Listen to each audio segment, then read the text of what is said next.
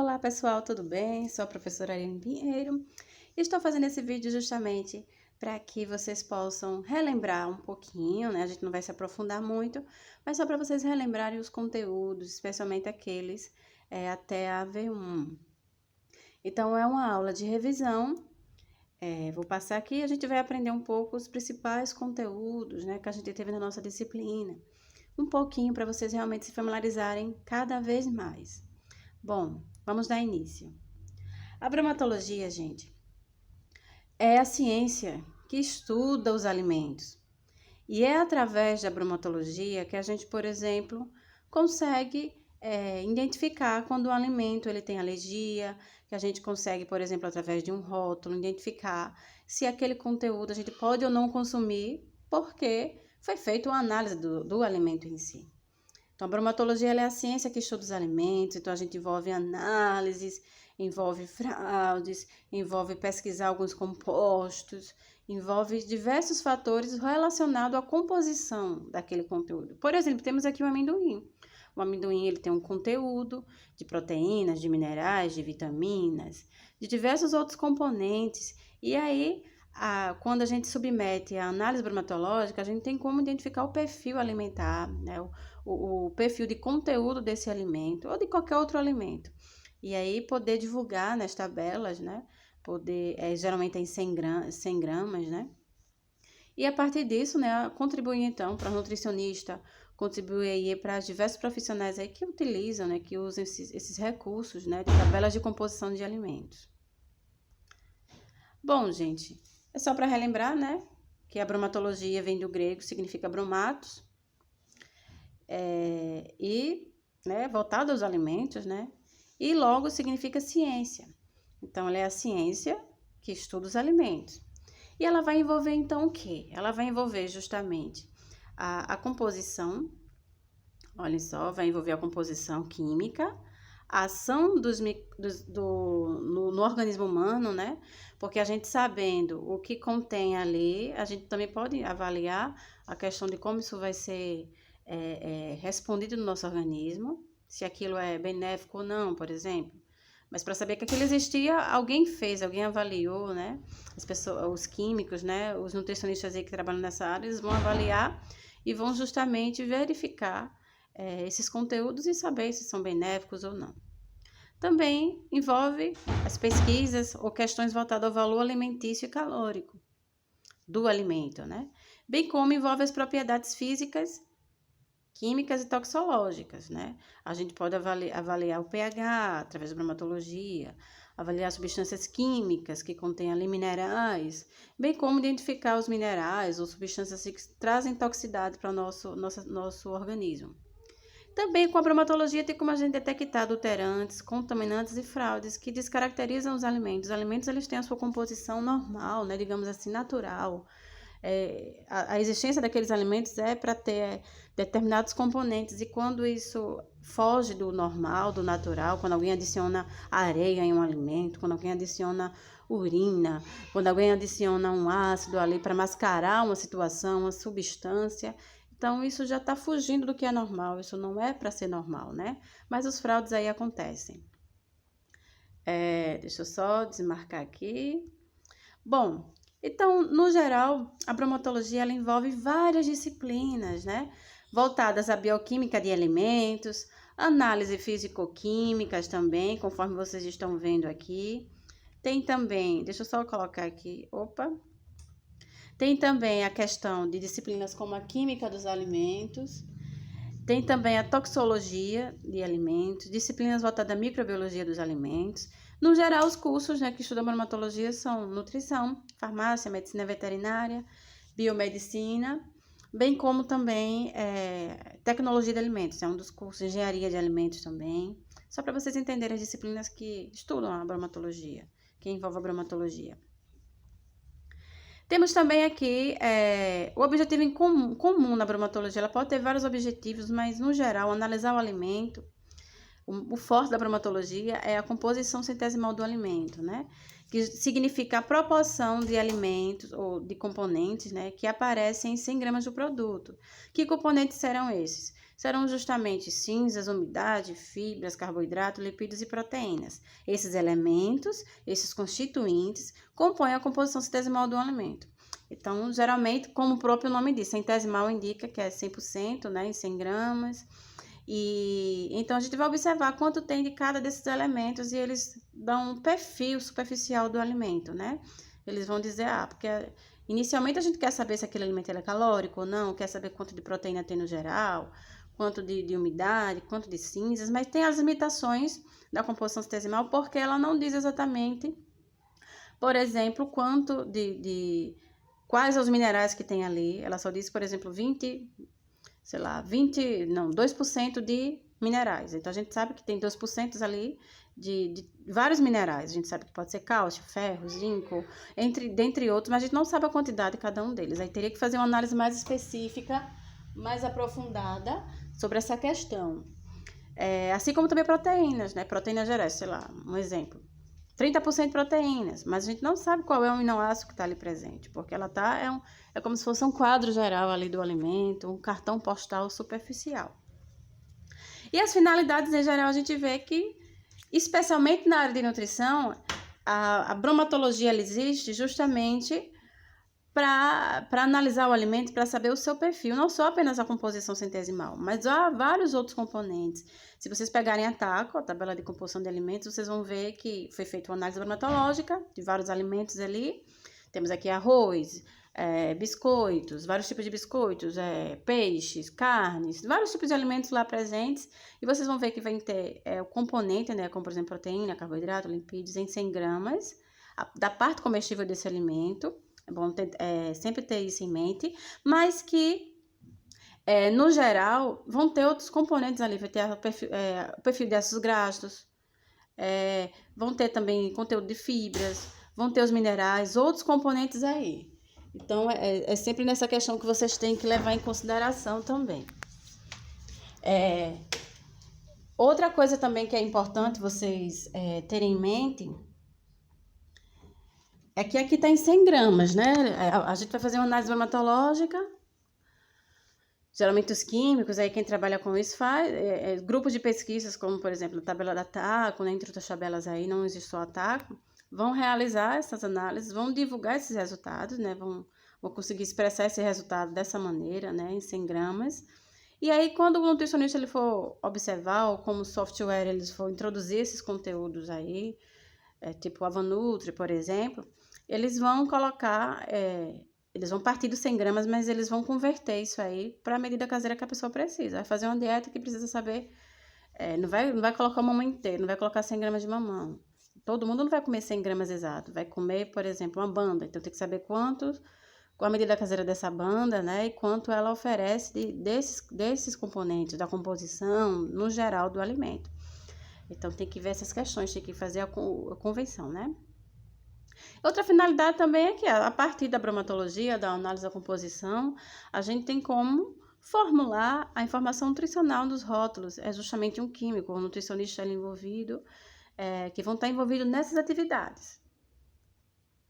Então, sobre a questão do rótulo, é importante a gente sempre ter em mente. É uma das finalidades da bromatologia, é uma importante ferramenta de estratégia para quê? Para a redução dos riscos de doenças crônicas não transmissíveis, como justamente a hipertensão, né? Temos aqui, botei. Temos aqui, que doenças são essas? Justamente a hipertensão, diabetes e obesidade, etc. Vamos lá. Outra questão aqui é que os objetivos da legislação brasileira, né, de rotulagem, porque não basta apenas a gente saber o que é, mas os objetivos é justamente nomear, classificar, voltei aqui, nomear, classificar, definir as características, né, assim como também constituir as regras, olhem só, constitui regras de rotulagem e exigências sanitárias para alimentos e bebidas. Assim como também a legislação brasileira de rotulagem, ela vai determinar como e onde deve ser feita a fiscalização dessas e outras exigências. Então, tudo que voltar a rótulo de alimentos, é só que vocês têm que saber que tem uma lei, uma legislação específica, né? Nada que está escrito ali é em vão, foi porque a pessoa achou bonitinho colocar. Realmente é com base na legislação específica, né? Opa, acho que travou alguma coisa aqui. Pronto, aí temos aqui 3 exemplos típicos de legislação, tem várias, né, mas eu trouxe as 3 principais. A RDC 259 de 2002, que ela já estabelece o regulamento técnico para a rotulagem geral dos alimentos embalados. A rotulagem realmente geral, o que deve conter de maneira geral nos alimentos, como, por exemplo, a questão do nome, a questão da informação que tem que ter ali dos ingredientes. Aí a gente já vê a validade, entre outras coisas. A gente já vê a RDC 360 de 2003, que ela já não é a rotulagem geral, ela já regula justamente a rotulagem nutricional dos alimentos embalados, tornando obrigatória a rotulagem nutricional. E aí temos uma RDC aí 359 de 2003, que ela já se aprofunda mais também. Ela já traz o regulamento das porções de alimentos embalados, que é justamente a quantidade que tem descrita lá no verso, né, na embalagem do alimento, 20 gramas, uma xícara, é aquela quantidade que se consome realmente ali, né? Então, temos aqui embalados para fins de rotulagem nutricional. Aí temos, no geral, o que é importante, uma temática também muito importante, que é as características gerais dos alimentos, né? A gente precisa entender que as características, ela envolvem composição química do alimento, né? O que contém nesse alimento, o que é que a gente espera desse alimento, e a gente saber realmente, através dessa composição, tem como a gente entender se aquele alimento ele é benéfico ou não, tem como a gente saber o que combinar, como combinar, porque a gente sabe que na nutrição a gente combina muita coisa qualitativamente, né? Inclua alimentos da pirâmide alimentar de todos os grupos alimentares, que tenha coloração, que tenha carboidratos complexos, que tenha um pouco de proteína, que tenha leite, tem as porções, né? Mas a gente também envolve quantidade. A gente tem que fazer uma dieta individualizada, né, para os nossos clientes, mas também a gente faz isso a partir das informações que contém nas tabelas. Então, é muito importante a gente entender o que compõe um alimento, a gente entender não apenas a questão microbiológica é muito importante, mas a composição química também é. O estado físico do alimento, né? Se aquele alimento ele está no estado sólido, se ele está em temperatura ambiente, qual a melhor forma de consumir. Isso é muito importante, por exemplo, para estabelecer as dietas alimentares nos hospitais, né? Dieta branda, né? Aquela dieta mais cozida possivelmente, as dietas líquidas, dietas sólidas, semissólidas, enfim, diversos tipos. É importante a gente entender o que é comum do alimento e o que a gente pode fazer aí diante de uma patologia, diante de doenças específicas. Assim como também os aspectos organolépticos. Os alimentos, eles têm características, né? Como, por exemplo, sabor, é uma característica do alimento, né? A cor, a aparência, o odor, assim como também a textura, são aspectos organolépticos que a gente vai influenciar na nossa alimentação e a gente aceitar ou não aquele alimento. E também, como não vivemos apenas do que vemos, do que consumimos, mas também de desvios, né, de doenças. Então, a gente tem que observar também se aquele alimento está no estado de sanidade. O alimento ele tem que estar no estado de sanidade adequado. Então, quando ele está inapto ao consumo, é por quê? Isso envolve o quê? A sanidade. Envolve o alimento está apto para o consumo. Ele não estando é porque ou ele está deteriorado, ou ele está contaminado. E às vezes a gente não tem como visualizar isso e identificar, porque muitos micro-organismos eles não desenvolvem características de alimento estragado, né? Então a gente pode estar consumindo um alimento contaminado e não sabe, né? Então as características gerais é isso, né? São várias informações aí, mas o que é importante vocês saberem esse quarteto aí que é importante, que caracteriza um alimento, a importância, né? Nas questões alimentares. Temos também os PICs, né? Que são padrões de identidade e qualidade, que eles vão eles vão caracterizar um alimento. Então, a indústria ela tem como saber qual o parâmetro, porque vamos imaginar que eu vou produzir mel, mas como é que o que é que eu vou fazer? Como deve ter o meu mel? O que é que esse mel deve conter? Qual é o parâmetro legal dele? Então, o PIC é justamente isso, é esse padrão, né? Padrão é que, tipo, tem um produtor aqui em Maceió que faz mel, tem um outro lá nos Estados Unidos, nos Estados Unidos não, tem outro lá em outro estado, né? Rio Grande do Sul, enfim, São Paulo, e aí a gente observa que todo mel daquele tipo, daquela classe, daquela espécie, tem que ter as especificações, tem que ter tanto X de componentes, as análises de fraude são essa e aquela, então tem tudo isso vai ter no PIC, cada alimento vai ter o seu padrão de identidade e qualidade. E aí, nesse padrão, vai ter o quê? Vão ter várias informações, vão ter a denominação do produto, a definição e composição do alimento, o que deve conter naquele alimento, as matérias-primas que devem ser utilizadas para formular aquele alimento, né? Que deve ser adicionado ou não, porque se for adicionado coisas que estão fora desse PIC já é considerado um fraude, uma adulteração, enfim. Temos também informações no PIC sobre os alimentos in natura ou aditivos intencionais, requisitos de higiene, as normas de envasar, de como eu vou embalar aquele alimento, de como eu vou introduzir esse alimento na embalagem, a rotulagem também dos alimentos, método de amostragem e análise. Tipo assim, o queijo. Qual é o padrão de identidade do queijo? Aí vai ter um regulamento técnico só para o queijo. Aí é todo queijo? Não, queijo coalho. Você vai ver um pique de queijo coalho. Aí, professora, vai ter um pique de pães? Vai ter um pique de pães integrais, vai ter um pique de pães de farinha branca. E assim vai. Então, o pique é justamente para que todo mundo saiba o que deve ter naquele alimento, quais as características que deve conter. E quando a gente tiver dúvida sobre a veracidade, ou quando for fazer uma análise de rotina, a gente saber o que analisar.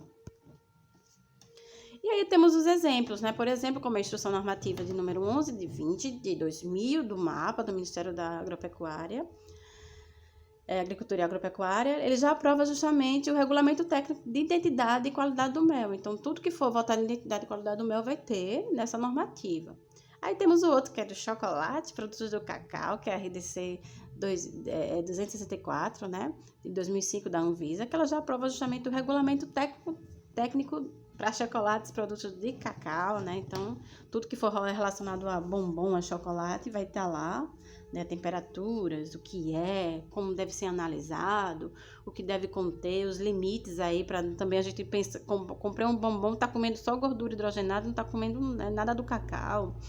Então, tem muitas essas questões, os fraudes estão loucamente aí andando pelo mundo, né? Então, gente, vamos realmente ficar atento, né? Só para vocês, não vou me aprofundar, é só para vocês saberem que existe os piques de cada alimento tem o seu. Aqui eu já expliquei, né? Do mel, do bombom, tem do trigo, tem várias coisas, vários alimentos. Opa, travei aqui. Pronto, deixa eu só ver se pronto. Aí temos aqui a análise dos alimentos, gente, que eu falei tanto, né, das análises do alimento no início, mas a análise de alimento ela é uma ferramenta que vai para a garantia da qualidade e segurança, né, de forma a gerar informações acerca dos padrões. Então, eu analiso o alimento para saber o que é que ele tem dentro dele, né, o que é que ele contém de proteína, de carboidrato, de lipídios. Eu também analiso o alimento para saber o seu conteúdo de micro-organismos, aí já entra a questão microbiológica. Mas o que eu quero dizer, então, com isso? Que na análise do alimento é qualquer área que envolva análise de alimentos, e no sentido assim, de que não é só bromato, né? Tem a microbiologia, ela também faz parte da bromatologia, né? Ela estuda os alimentos, né? Também voltado à questão microbiológica, à questão de segurança dos alimentos. E a análise dos alimentos, ela é muito geral, mas que no geral ela ajuda, seja independente de ser bromatologia, de ser microbiologia, tudo isso vai nos dar informação acerca de como devem ser os padrões, né? Porque, por exemplo, se eu pego um leite, vamos imaginar que o mundo descobriu hoje a indústria de alimentos, o leite industrializado. E aí, vamos imaginar que o PIC também foi descoberto hoje e a gente vai fazer, vamos imaginar, como é que a gente vai fazer esse padrão? A gente vai ter que analisar aquele alimento, ter um parâmetro de como deve ser o alimento no geral, a composição dele geral, e a gente jogar, então, nesse regulamento técnico o que deve ter, e todos os produtores que produzirem leite, por exemplo, eles vão ter que seguir esses parâmetros, essas composições, não tem que ter fraude, não pode ter fraude, não pode ter outras coisas fugindo desses regulamentos. Então, a análise de alimentos no geral, os alimentos eles têm componentes bastante complexos, né? São constituídos de série de compostos de orgânicos e inorgânicos, né? Aí temos o pão, né? A água, compreendido esses componentes aí. Eles são difíceis de serem manipulados porque são vários componentes ali em conjunto, né? Homogêneos, heterogêneos, na verdade. E, no geral, as análises do alimento elas vão identificar a presença ou ausência ou quanto tem.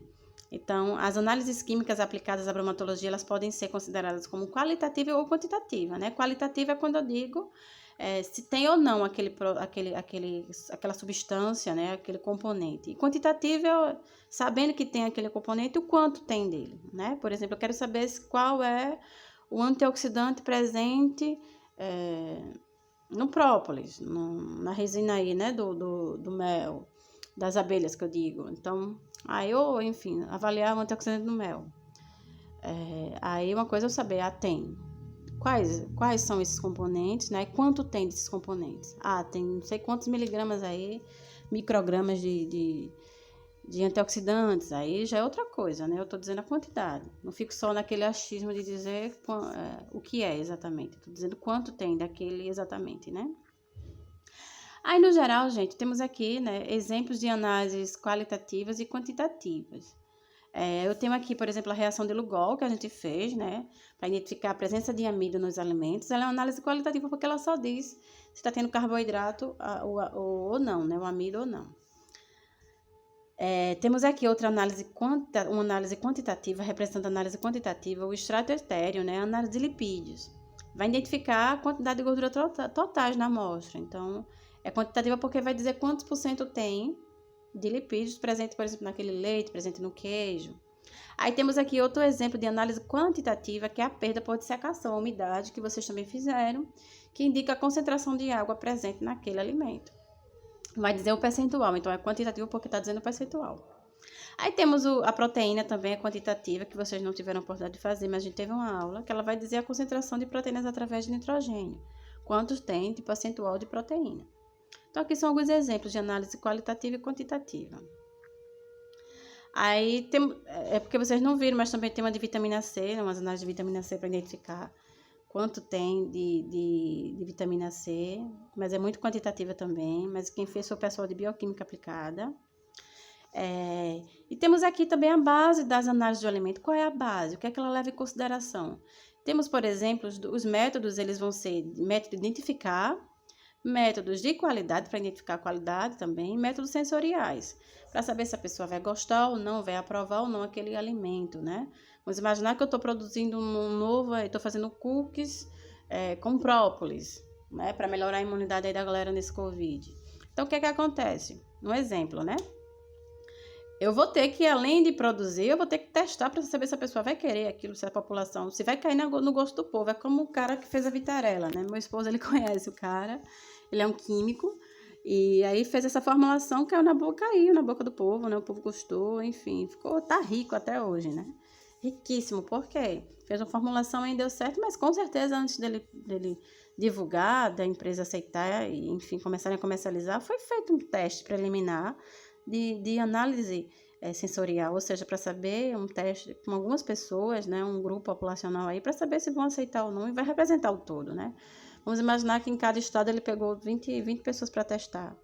E aí, para testar se gosta ou não daquela vitarella, daquela bolacha.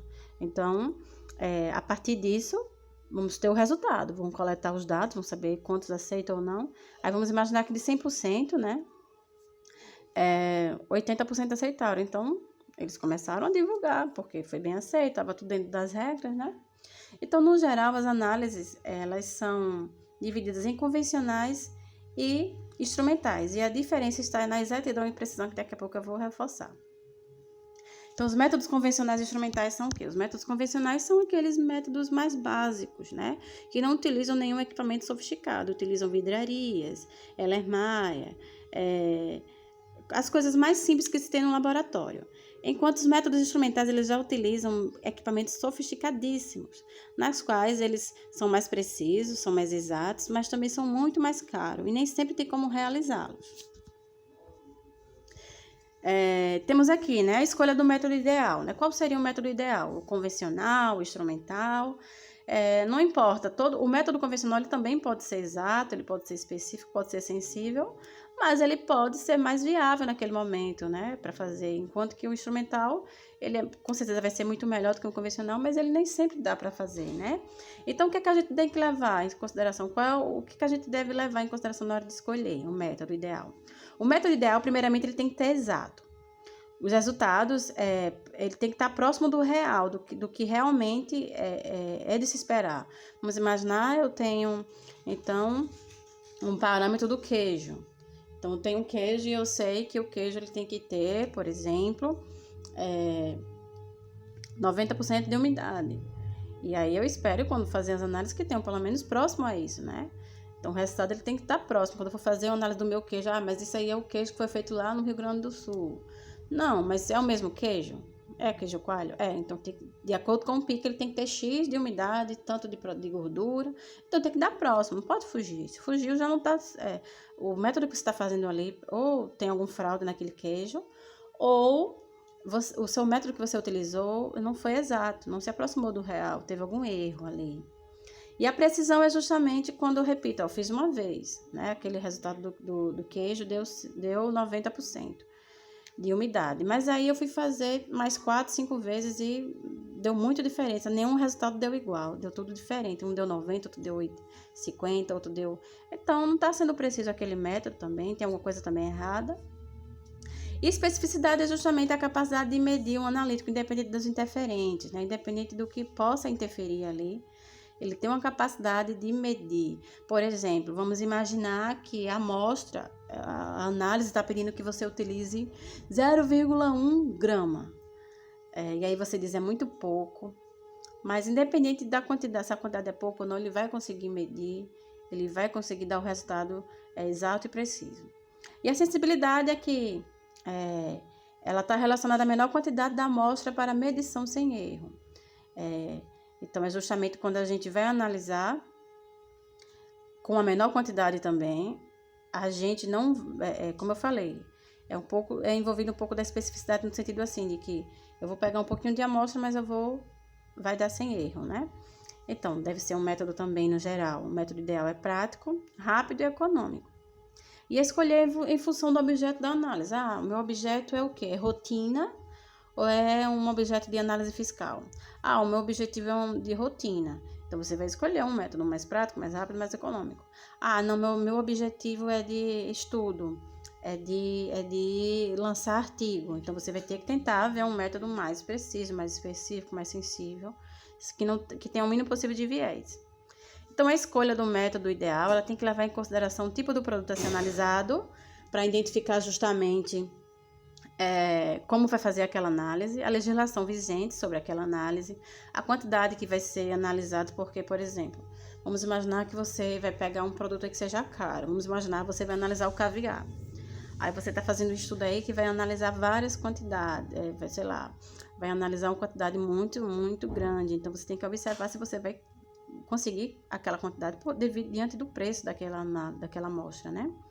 A exatidão requerida vai ter que levar em consideração o que é que eu tenho que fazer, qual é a análise que eu vou ter que utilizar, a composição química da amostra e os recursos disponíveis, né? Se você vai ter condições ou não de arcar com aquela análise. Então, essas são as referências bibliográficas, foi só justamente para vocês relembrarem um pouquinho, né? Desses contextos, né? Que vocês já tiveram há muito tempo, eu trouxe uma pincelada de um pouquinho de cada coisa. Então, muito obrigada pela atenção e bons estudos.